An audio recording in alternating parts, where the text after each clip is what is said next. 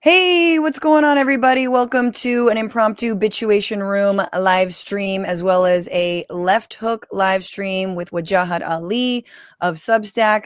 I just realized that I turned on my video recording, and I hope I'm not doing the fuzzy thing. You know, Waj, when I do the fuzzy Oh thing? yeah. When you get pixelated, when you go I back to know, 1992. God damn it. So just let me know, everybody, and I apologize in advance. Fuck. Anyway. Is that happening? Maybe we could check in the comments. No, I mean it may. It just makes my internet really unstable. It doesn't matter. This is all the BTS that you've got to become a patron or a paid Substack member to even get access to. But Waj, it's been Nikki says, "Tell the woman she looks great," and that's an exact quote. thank you. It's been a while, Waj, since I've had you on, and we've been on the same show talking. And you know, the news is such a fire hose. Everything happens so quickly Yeah. that my little humble, one stream a week plus my deep dives all about the far right and eating each other's heads off. It's not enough. It's not enough, Watch. And I want to talk about a few things. Let's get into Donald Trump threatening the military with death if Yeah. they're not loyal or go against the Constitution. A little bit of who's at Dick Cheney's funeral. And then I want to, God, I would love to ask your thoughts on the MBS stuff quickly. And then maybe this former Obama speechwriter, Sarah Hurwitz, who is probably one of the most tone deaf people I've seen, speaking about the lessons of the Holocaust and why they're being poorly applied while arguably another Holocaust plays out in Gaza and the West Bank. But first, everybody, hit the like button, share the stream, send us super chats, comments, become subscribers of Waj's show, The Left Hook, as well as my show, The Bitchuation Room. I just want to plug up top, Waj. I did a 40-minute deep dive into the right civil war over Israel because I don't know if you know, but just as Israel's become a wedge issue for Democrats, it's a wedge issue for Republicans now too. And after Nick Fuentes was interviewed by Tucker Carlson, and they openly sort of talked about, Israel this and Israel that, and Nick Fuentes went a few steps farther into the it's organized Jewry that is the problem. A lot of Zionists on the right and conservatives are realizing that, oh no, we've given rise to this a lot of anti-Semitism coming from all the white nationalists that are in our base and all the Whoopsie. grocers. Oopsie. I So I it's I'm so incredible. happy you did that excellent video. Something that not only for the past 2 years I've been talking about, but for the past 10 years, I've been telling some of these institutional leaders, some of the people that I know, some of the progressive on everything except Palestine, some of the I'm a liberal Zionist, and some of the more outright Zionists. I'm like, listen, you're always worried about Palestinians and Muslims and Arabs. And folks, let's be honest, they just sweep us all together. Like we're all Hamas, Hezbollah, Islamic Jihad, right? All the Browns. Keeping it Mm-hmm. real. This has been the story of my life.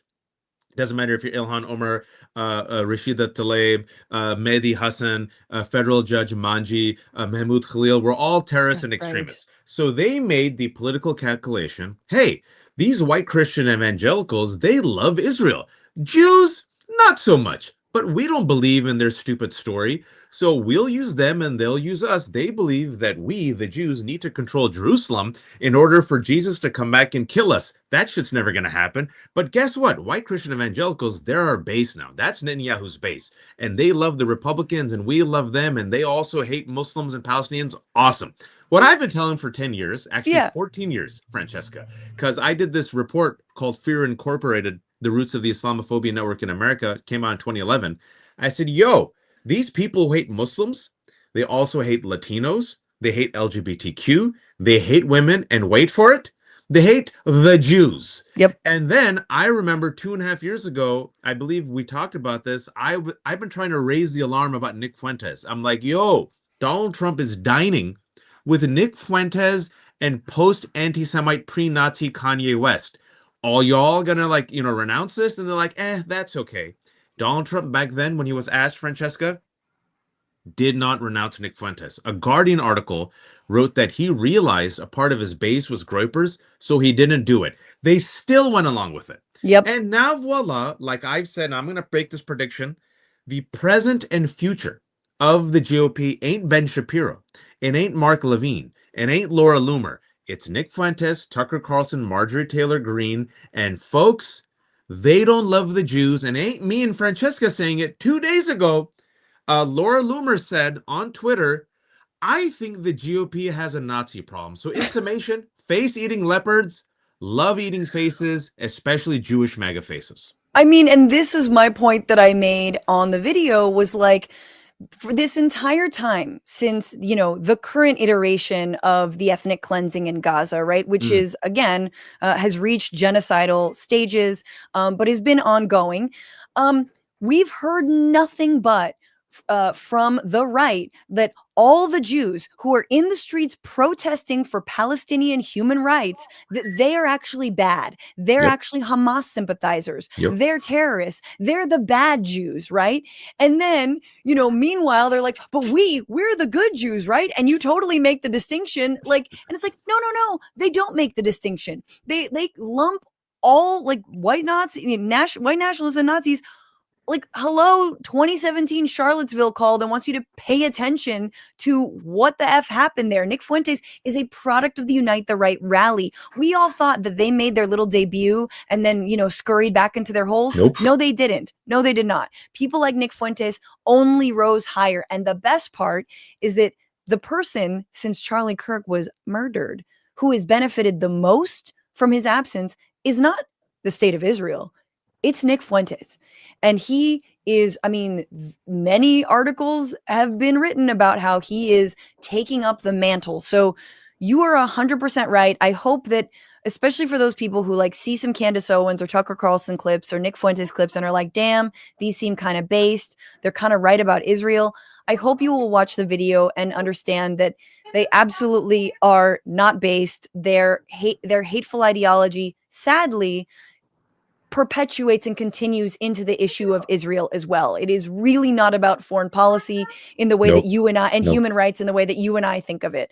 Francesca, before you move on, because I think Yeah. it's very important, and I think that video is very important because, folks, exactly what Francesca said. I cannot tell you how many times over the past 2 years I've had people who, they're busy. They're not as politically literate as me and Francesca because they're not masochists.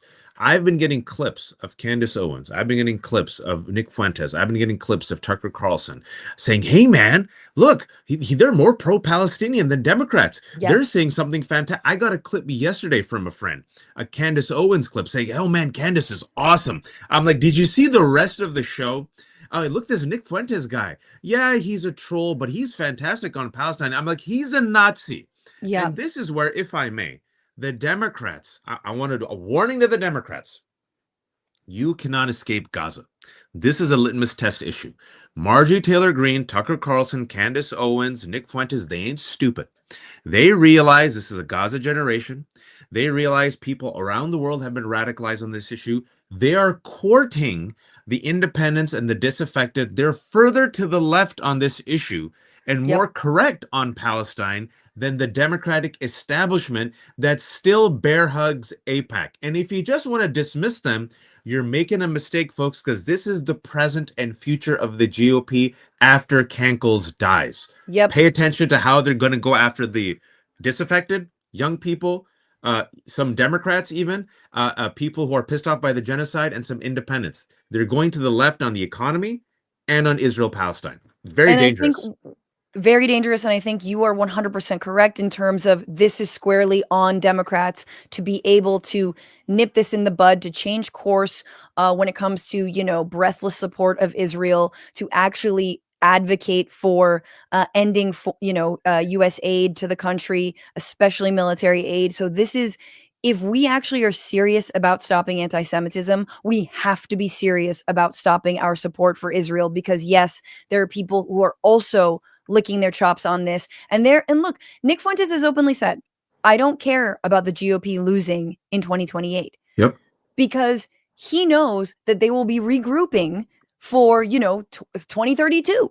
and beyond. So like they are willing to burn the GOP down if it means supplanting it with a complete all out Groyper Nazi party.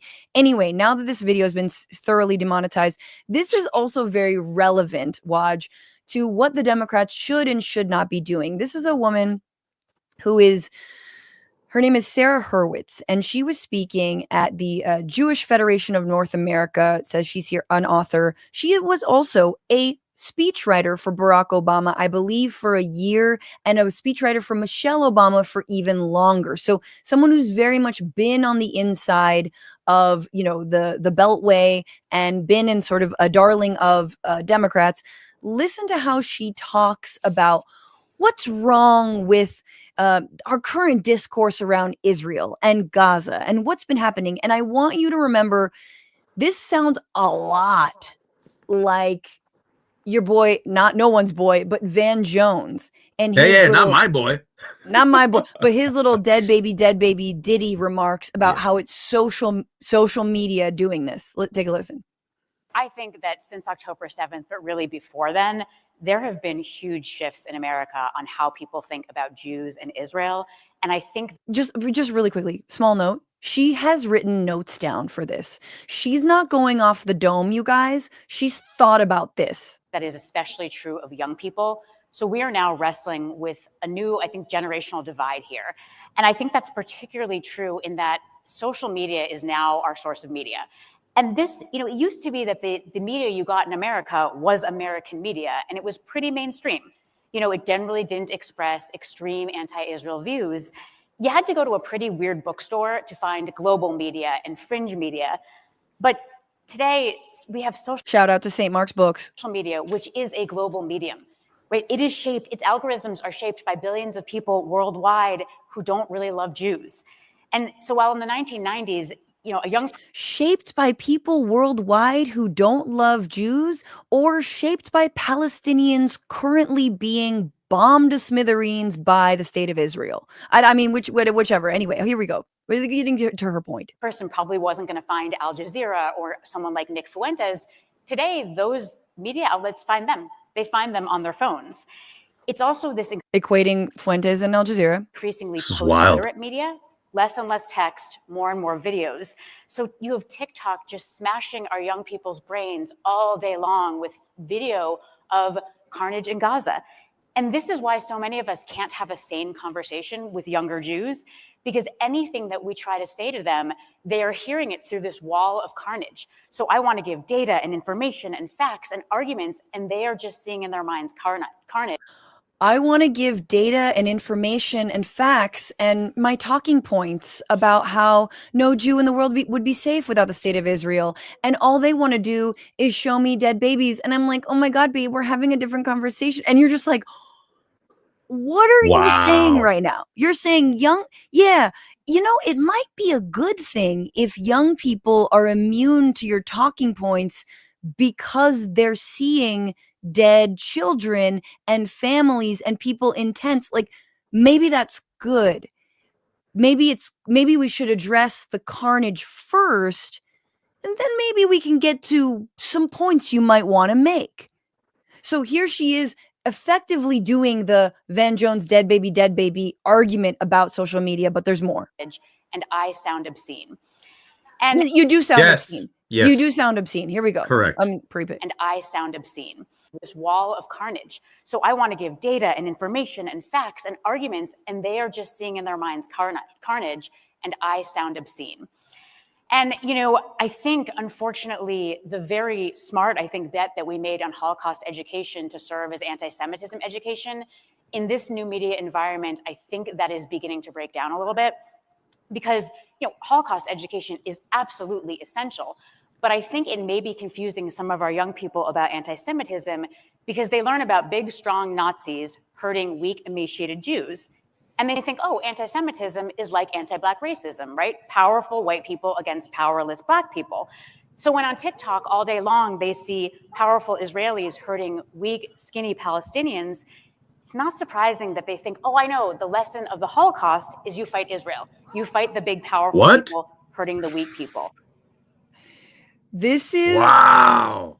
absolutely wild. She's saying that no, the lesson of the Holocaust wasn't, powerful, maiming, killing, genociding the weak. The lesson was don't maim, kill, or genocide Jewish people. It's like, I'm sorry, excuse me, what? Like this again, and I talk about this with Matt a lot. I want you to jump into with your thoughts, but Matt and I talk about this a lot about the exceptionalism of anti-Semitism and how when we put it, and when I think a lot of Zionists ask us to put it in this specialized category that is separate from anti-Black racism, that is separate from Islamophobia, that is special and apart, that in and of itself is anti-Semitic. It's and very supremacist. And I feel like saying the word Jewish supremacist, people like, again, we don't want to get into Nick Fuentes'ed territory, but it really does feel like you want us to treat Jewish people like they bleed different, they're very different, that what they went through should only be applied to other Jews. It's only a Holocaust if it's Jewish people dying. But my God, how small-minded, how empty we are if that is the lesson of the Holocaust. It's the word supremacy, I think, is the correct one. And there's white supremacy, there's Hindu supremacy, there's Muslim supremacy, and this is Jewish supremacy. And supremacists around the world are pretty much the same, right?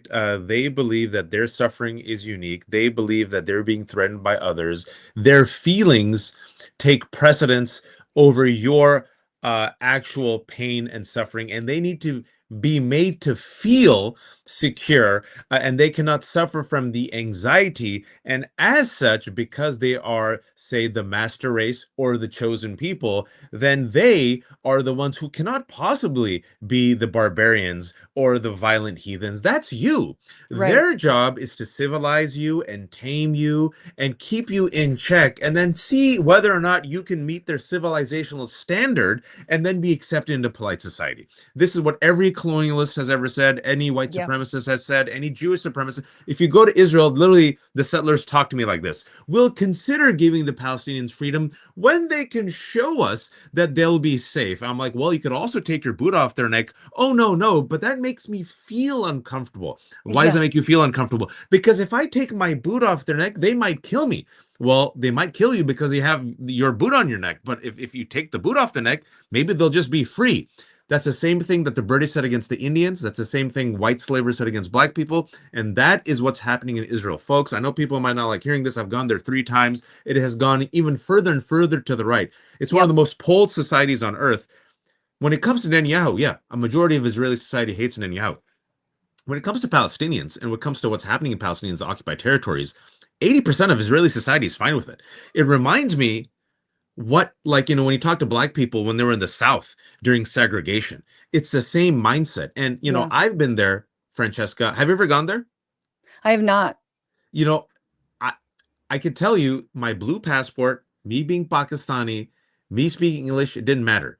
In some places, people looked at me, they saw Muslim, they thought I was Palestinian. We got kicked out of cabs. We got kicked out of souks. I got assaulted by the IDF for simply standing. A lady spit at me because I was walking with a hijabi woman. Other people were very nice as well. But the type of confidence with which you can be cruel reflects the type of supremacy that animates the Trump administration, also animates Benjamin Netanyahu, and also now the unpacking of this, right? Because you have to unpack years and years of, we have trauma, we were victims, there was Holocaust, it's us against the world. But what happens when you have become the oppressor and the occupier, and you've become the baddie? And instead of actually saying, oh shit, we've become the baddie, Israel is oppressing people, people have been radicalized in real time, they don't hate us because we're Jews, they hate a genocide, they can't reconcile with that, they can't confront it, so then you get this obscene, absurd mental gymnastic display from an otherwise really smart woman. Sorry for my rant. No, I think that's a perfect rant. And I think it is really important to remember. I mean, look, there are people who still defend Israel and they've never been. Like, they've never seen up close the apartheid. They've never seen up close the 2 different systems, one for Palestinians and, one for Israelis, the separate roads, the separate, water systems, all on and on and on and on. I mean, and so I think there's another, to finish this conversation out, Democrats also need to understand that they cannot fight fascism in the United States and racism and a white ethno state that is being carried out by ICE here, while simultaneously supporting a ethno state in Israel and Amen. simultaneously supporting apartheid and separation there. And I think Emma Vigeland has made that point really, really great. I highlighted that. She was on Crooked Media recently. It shows Democrats' entire ass when you do that, because people, young people aren't just stopping at Gaza, right? They're not just going like, gee, this is bad. They're learning more and more. Again, there's a reason that college students led this charge. They had the time and space and resources to crack a book open, listen to a professor, and they are becoming politicized, not because this is a political issue, but because they are understanding the history and the power imbalance and the colonialism of it all. So anyway, it is a And little also, I know you have to switch over, but look at the failure. It's 2025.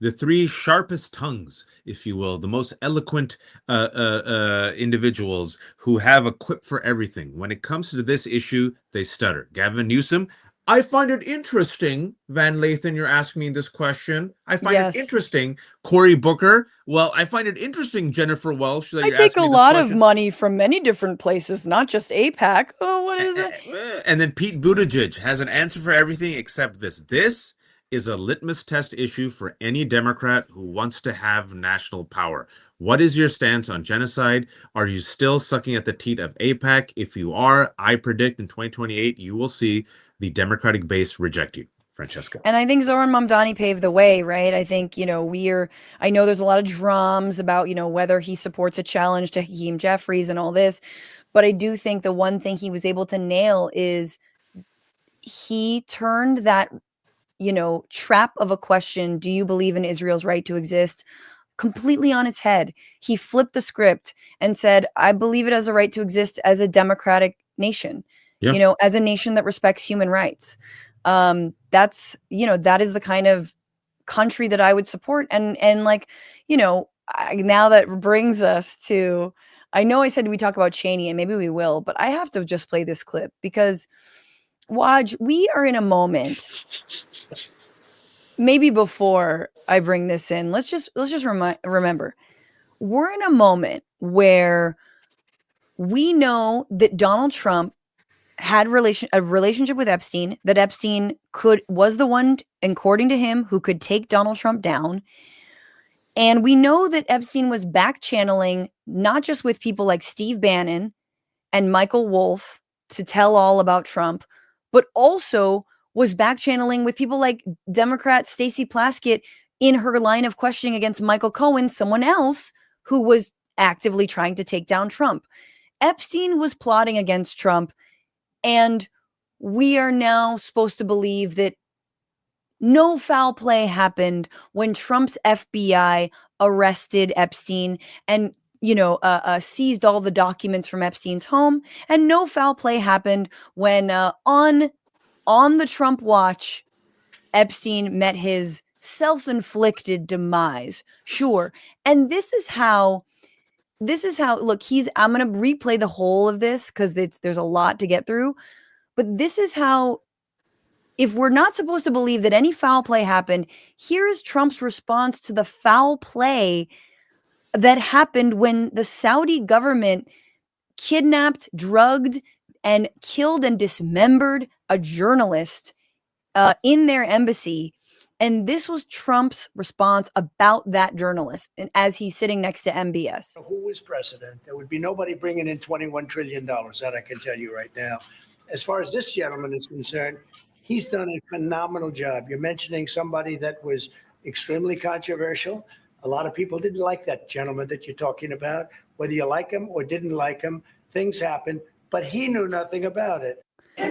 Okay, you're talking about a gentleman who was quite controversial. Some people liked him, some people didn't like him. And you know what? Things happen. And he had nothing to do with it.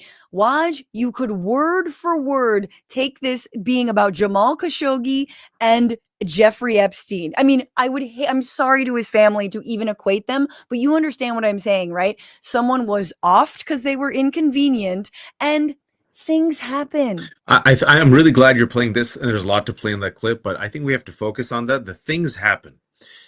Just stick with that, because the things happen is what a sociopath says. A things happen is what a narcissist said. A things happen is what a nihilist says. Hey, there was a nuclear war, everyone died, but hey, things happen. Hey, SNAP benefits ran up, but guess what? I have $5 billion in crypto. Things happen. Hey, Venezuelan fishermen died. Whoopsie, we made a mistake. Things happen. Hey, a lot of girls got raped, but guess what? I had a fantastic time in the 90s. Things happen.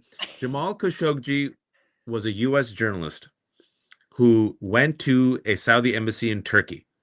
He was killed as he was being dismembered.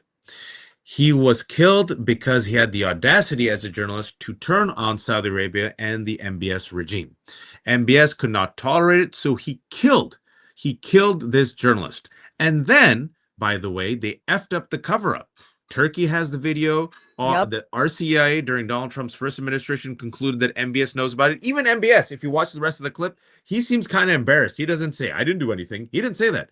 Donald Trump went out of his way to throw Jamal Khashoggi under the bus, to dehumanize him, to say, well, some people didn't like him. Well, some people don't like you. Does that mean it's okay for you to be kidnapped, say, in Qatar and dismembered? The answer, he probably would say things happen. And then furthermore, what It's a doesn't mob thing to say, Waj. It's a things mob happen. thing to say. Hey, things happen. If you open up your mouth, things happen. And then also what he says, he goes out of his way, he admonishes the U.S. journalist, a woman, yet again, a day after calling another woman piggy.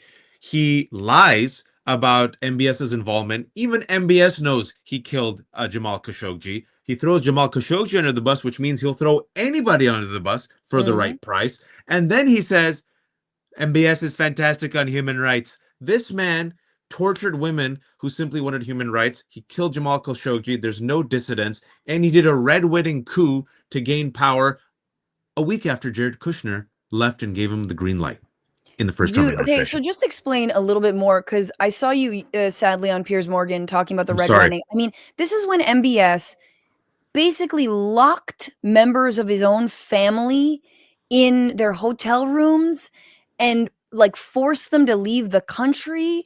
Explain how he coalesced, consolidated his power. There was a power grab. Mohammed bin Salman, after consulting with Jared Kushner, who was there visiting, and according to reports, gave him not only the green light, but gave him names of people to subdue and oppress.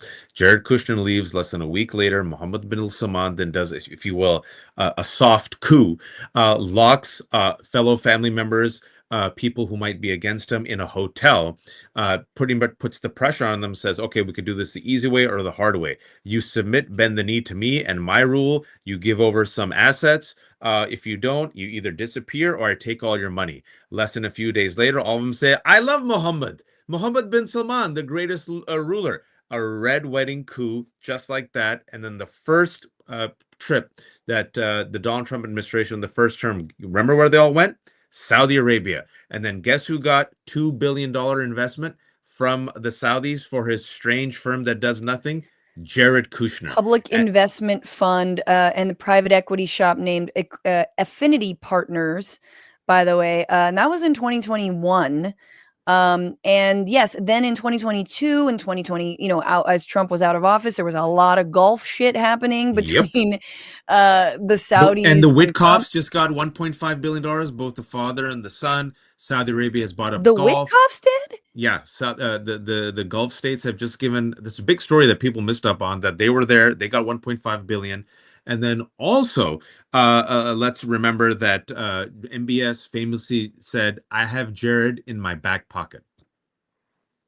I mean, like, I don't want to be the, hey, the Saudi government funded we're the backers of the 9/11 attacks.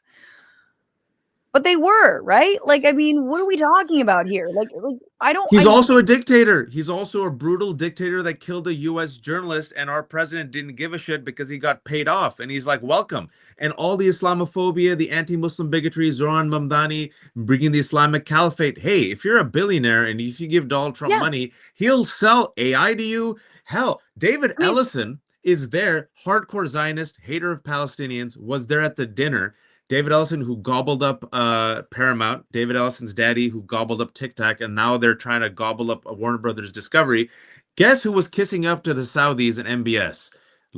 That David Ellison, because David Ellison wants to go in with Saudis to buy up CBS and, Warner Brothers Discovery. So congratulations. We're just going to sell Warner Brothers, CNN to Saudis. Sorry for my rant. This is just so funny because we start talking about like, hey, when Zionists are flooding our government with a bunch of money, it doesn't, reflect well on, the Jews in general. Like, it's pretty bad. And now it's like, it's amazing how exempt from Islamophobia the Saudis are, which is good. We should not attack them for being Muslim. We should not attack them for being religious. We should attack them for being, yes, the authoritarian, really repressive, the things, the human rights violations. That's what we should attack them for. It doesn't have to do with their religion. But it's just so funny because, like, here we are left, like, parsing, like, do you just, as to your point,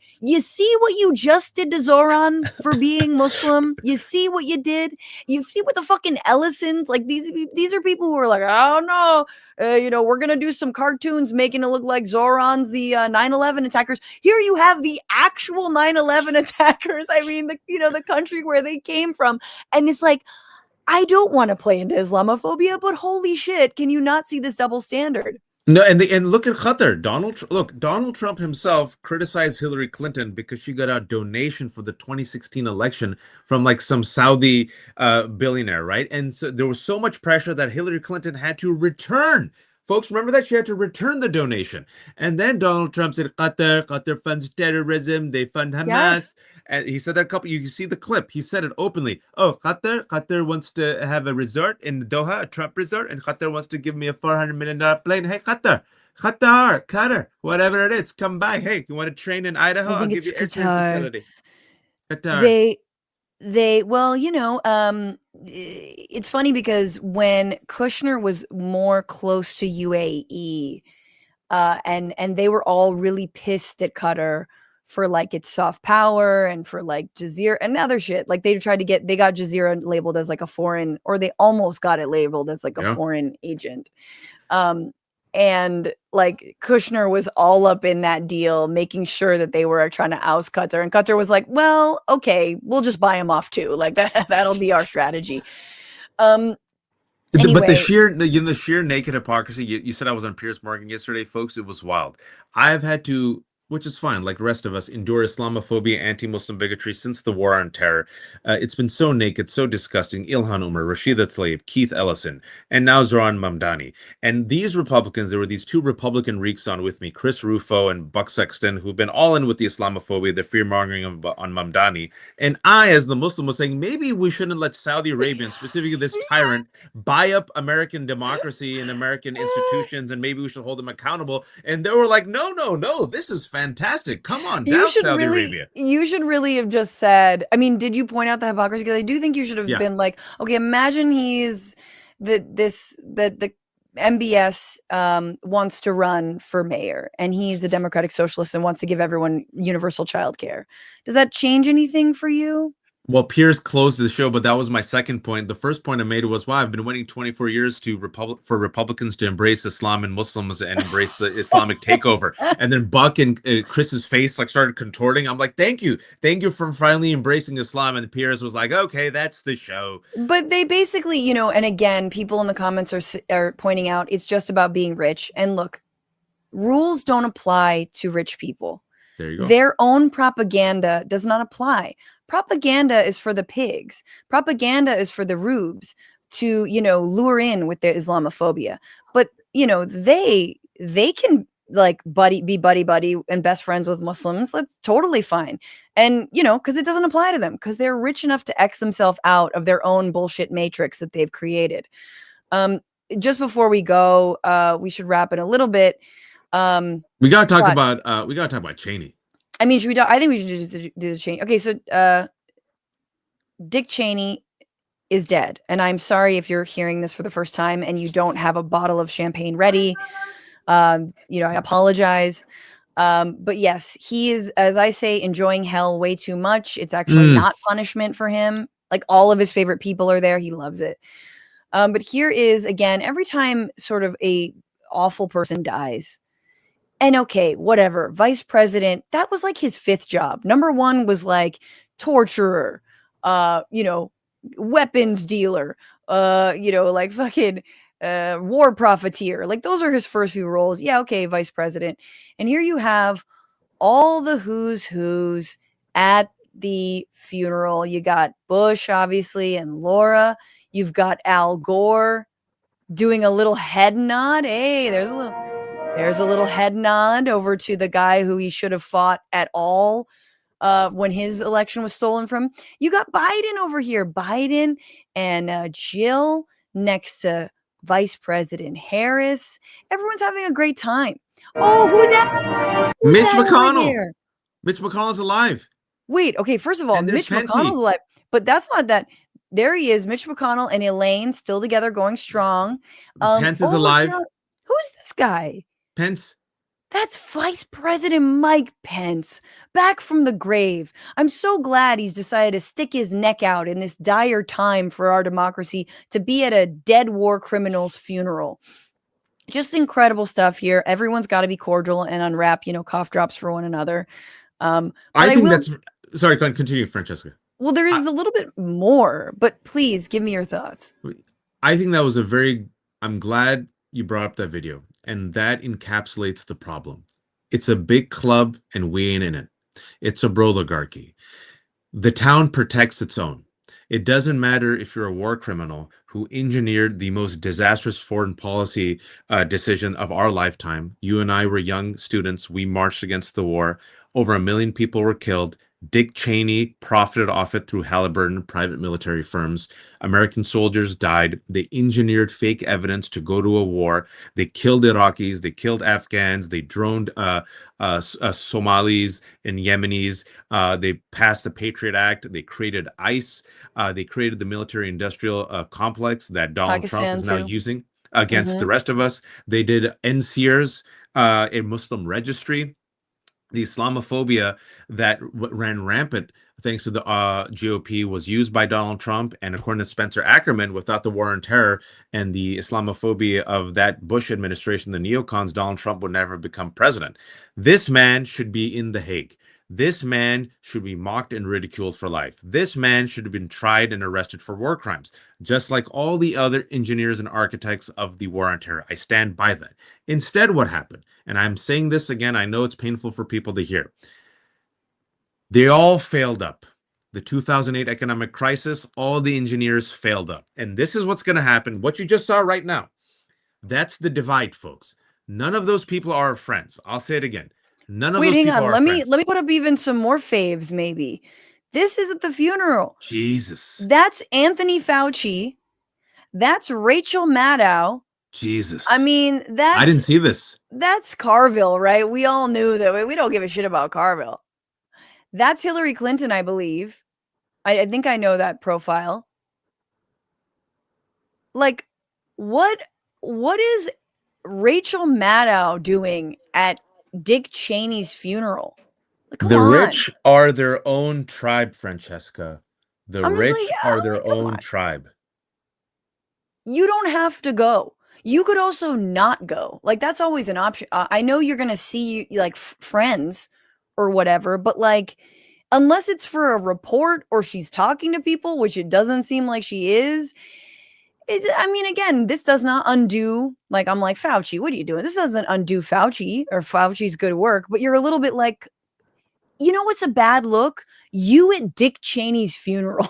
Absolutely. And you know, I've said this for 10 years now because I'm an American and I knew this would happen. I said this 25 years ago.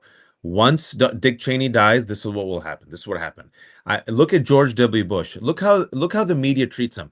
Here's an eccentric old painter who gives Michelle Obama toffee. What do you think they're going to do to Donald, Francesca? Oh God. Oh Exactly. God. I Exactly, mean, folks. yes, and no one is going to ruin the just absolute bender. The amount of drugs I'm going to do, the screaming like a banshee in the middle of the night in a desert. Like I will do a whole rave when that man croaks. I Mama, cannot what are wait. you doing? Mama needs to do some cocaine. I'll talk to you later Mama about needs it. to You'll do learn. all of the acid. Thank you. Mama needs to get real happy. Mama's Is gonna be, Baba I'm is like, Baba tripping? Yes, he is. You'll learn about it one day. Just I mean, look, if we ever get there, and I don't want, I don't want to put the cart before the horse or anything.